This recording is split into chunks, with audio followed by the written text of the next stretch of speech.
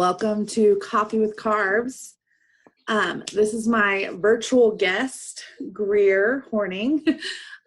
We met when we worked at Exploration Place together, and now we have obviously both gone different ways career-wise. So we'll talk about that later. But Greer has joined us. She is like the most organized person that I know. Before we started recording, she was like, I'm not that organized. And she was like, well, I have a list. And I was like, yeah, you're organized. So Greer, tell us your 5 top organizational tools, items, all the things. Okay. I think the first one is just to have like a mindset that you're going to be organized. I think that if you look at it like, oh, this is the worst, I don't want to put stuff away, then you're not going to do it. And that's kind of with anything, you know? Like if you have a negative mindset going into it, then you're going to have a negative outcome. So I try and make it a point that every day at the end of the day, I put everything away where it goes. I do hate clutter. I'm realizing now that you asked me this, Alex, because I'm very organized and I hate clutter. But at first I was like, what a weird question to talk about. Because I guess it's just so ingrained in me that I just don't think of it as like a right. I'm like, it's just what you do. So I would say definitely, I mean, obviously if I've been like, you know, like out and about and I get back at midnight, I'm probably not going to put the dishes away, but I just try and like on a normal day to put my stuff away. I have like, probably like no exaggeration, 3,000 different calendars that I use. So there's like one at our house that my roommate and I use for like what we're doing. I have one at work for like one aspect of my job. I have one, I'm in charge of all the volunteers for our organization. So I have a volunteer specific calendar. My boyfriend and I have a calendar we share so that we don't like cross paths and like we know, oh, okay, we're going to do this on Friday, or you have plans on Saturday, or whatever it may be. So I'd say calendars, having a positive mindset. I use sticky notes a lot. So something that's like urgent that I want to make sure that I'm going to remember to do, I'll put a sticky note on my computer at work or like on my laptop at home right now because I'm working from home. So that's something that I just personally use, and they're brightly colored. So I'm like, oh crap, yeah, I can't forget about that. I use reminders in my phone. I'm obviously so organized that I have to keep track of it with my fingers, but I use reminders on my phone. So I know like every Friday at 1, I want to send our CEO an email. And so I put a reminder in my phone because otherwise I'll forget. And then I have number 5, I have a to-do list that is like into quadrants. I can't remember what it's called though. It's like the Einstein list or somebody famous and dead. That it's like urgent, important, not urgent, important, urgent, not important, not urgent, not important. Do you have that, Alex? No? Okay. No, I have none of these things, which is why I asked you this, because I needed inspiration because nope, sure don't. Literally, that's why I asked you this question, because I don't know if you watched my earlier episode. I was like, I need to get a calendar. I haven't even started one calendar. Like, I've not got a calendar. Like, a really good place to start is on your phone, because I mean, I have my phone 24/7, and I'm sure all of us, especially right now, you know, I get an email or like an alert every Sunday that's like your screen time. And last week it was like average 4 hours and 50 minutes a day, and I was like, oh. Mine's like 12. Yeah, yeah. Well, I'm also on my computer, and since my computer's a Mac, I like text on my computer during work. And obviously, if my boss is watching, I don't do that often. But so that like helps alleviate the hours. But that's where I'd recommend starting, something really simple. Like I was saying, if you don't have hello, Elena. If you don't have a positive mindset, then it's not going to work. And that kind of goes with like making sure that everything you put away is easy to put away. So, for example, my house is 100 years old, which is great, but my closet is super wonky, and it had this like wardrobe that's like glued into the wall, which makes no sense. And I was like hating using it. And so I just took the doors off, so it's open. So now it's a lot easier for me to organize what's going on in there. Because otherwise I was like, oh, I hate this. And I just close it and walk away. But you have to make sure whatever you're organizing is easy to organize. Because if it's not, you're not going to keep up with it. Good tip. Yeah, no, that's literally, I know you were probably like, what a weird question. And I was like, no, who do I know that's organized? So I was like, Greer is very organized. Well, thank you. Thank you. So yeah, I need to get a calendar, even just like you said, for just daily activities. Like, what do I want to do? but. Or get like a dry erase one you can put in your kitchen, or like one you and Angel can share. I don't know if he'd go for that. I don't know if he would either. Well, he's kind of like a spur of the moment type. Yeah, I was like, he's very like, doesn't make plans. So like, he's like, what do you want to do today? You know? But yeah. anytime I make plans with you, you're like, well, I have this on this day and this on this day and this on this day. So Saturday at noon or 3 weeks from now. Not right now though. Right now I have all the time. No. So I know. yeah. But usually, yeah. And my boyfriend is very much a planner. He's like, well, on September the 12th, we're going to do this. And I'm like, okay. That's awesome. That's very good for you. Yeah, exactly. Oh my God. Sorry, Elena is very distracting today. Angel went back to work today for the first time. So yay. we had like just adjusted to both of us being here and like got a schedule where like I had the mornings, Angel had the afternoons, like, and now it's like, here we go. Like, this is life now. But she's so cute. Yes, she is. Can you say hi? Hi, Can you say hello? So talk about you're like a dream liver in real life too. I don't know what the word for that is, because like you call them dreamers, but you like actually did it. So like, what is the word for people who like actually have already done it? Crazy people. Right. Yeah, so I think she's talking about, Alex, you're talking about when Spain, yeah. So yeah, Spain. I studied abroad in college in England when I was a junior, and I took a trip to Spain, and I just loved it. I just, like fell in love with the country and the people and the food and, culture and all of that. Stop. You went away. There you go. And I just I fell in love with all of it, the country, the culture, the food. And I was like, I just need to live here. Like, that's just what needs to happen. And so I came back, I graduated college, and I made it my life goal to live in Spain. And it sounded it sounds kind of far-fetched, and crazy and unrealistic. But like I said, I made a plan. I had like a calendar. I had like a notebook, and because it's a whole process. You have to get a visa. You have to go to Chicago, go to the embassy. You have to find somewhere to live. I spoke the language. I'm very fortunate that I speak Spanish, but it's still like a nightmare essentially. Right. But I didn't let that deter me. And so I think that anyone who, even if you're 50 years old, or, maybe you're 18 and you're like, I don't know if I want to go to college yet, go do something else. Go follow your dream. There's no set schedule. I know, Alex, you can attest to this. There's no well, at 18, I need to get married or graduate high school. And 22, I need to graduate college. And 23, I need to get married. We all have different paths. And then Alex, how old were you when you graduated college? 26. Yeah, and so Yeah, it's just, for sure. Yeah, you just do whatever you want, and don't let the haters get you down. I like to say, don't let the haters be your motivators, and just live your dream. That's awesome. Yeah.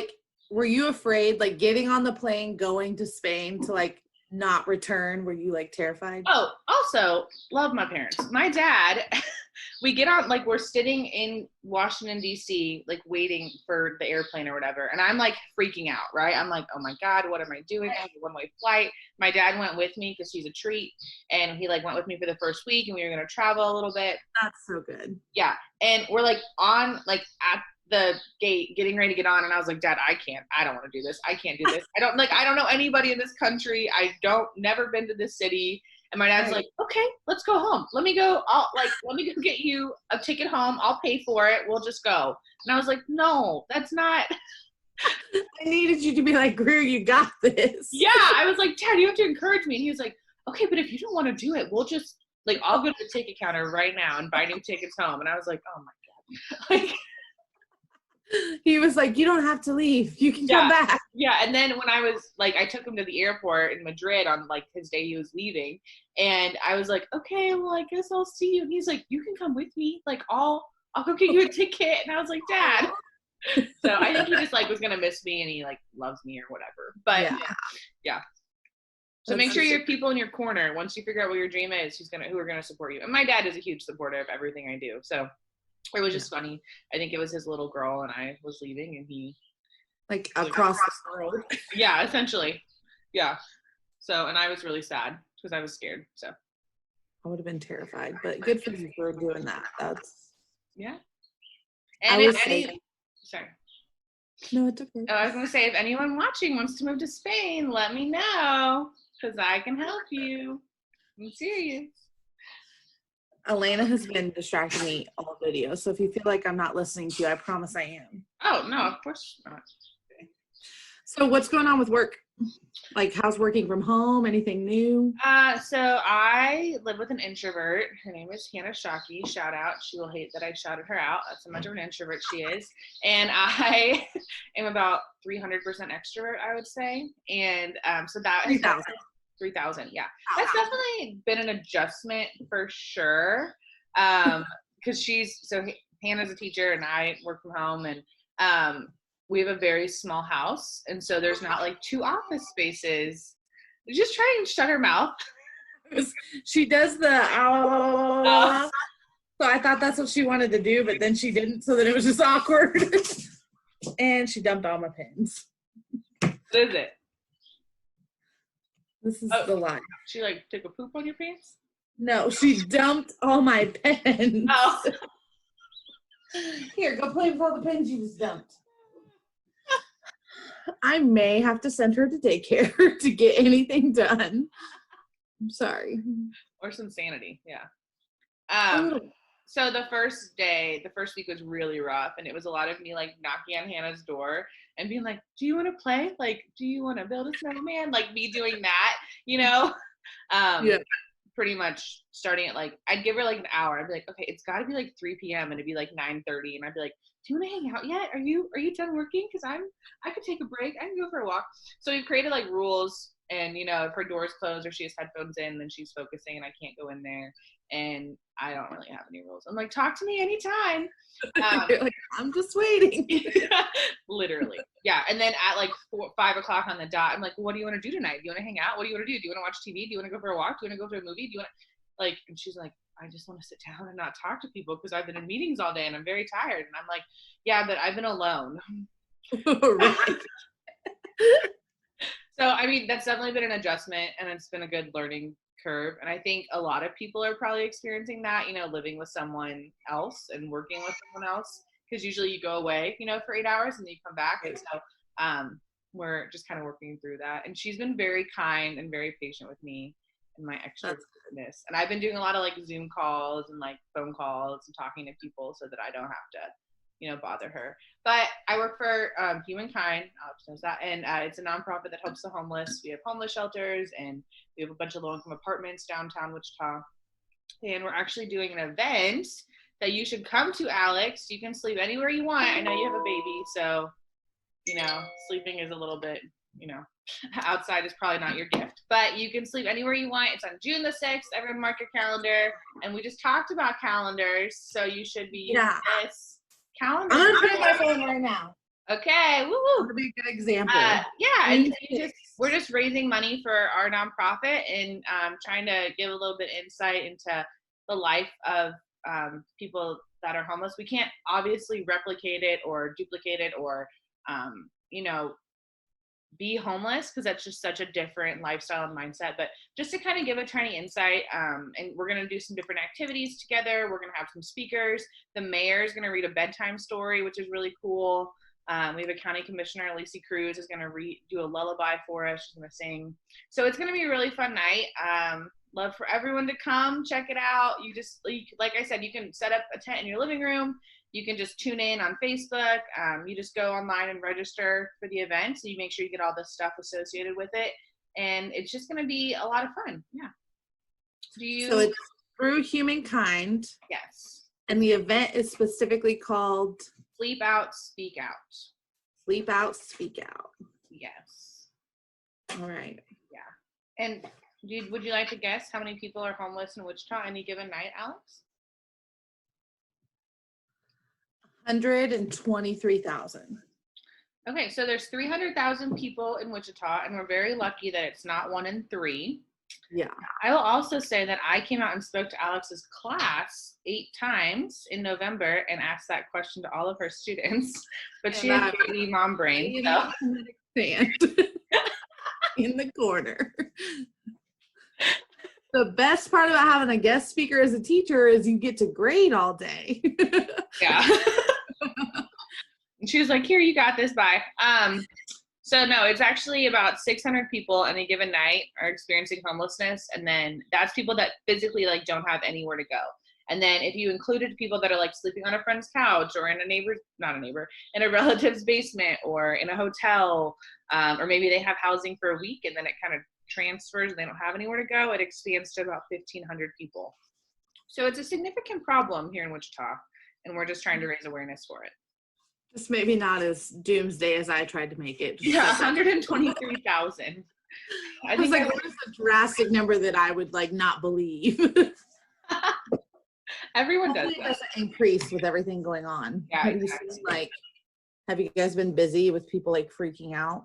I wouldn't say freaking out per se, but we've kept our shelters open. Our winter shelters normally close end of March, but we've extended it through May to try and like help facilitate some folks that might be out on the street, because we don't want people to be, congregating together. That's kind of the big thing with this virus, is that we want to make sure that we're keeping people separate. So all of our shelters, we've like spread out their beds and like prohibited, large gatherings. And we've created the shelter space to be a 24-hour space when typically it's just open in the evenings. So the clients, if they want to stay inside, they're welcome to stay inside. We have 3 meals a day. We're just trying to provide that extra support to this very vulnerable population.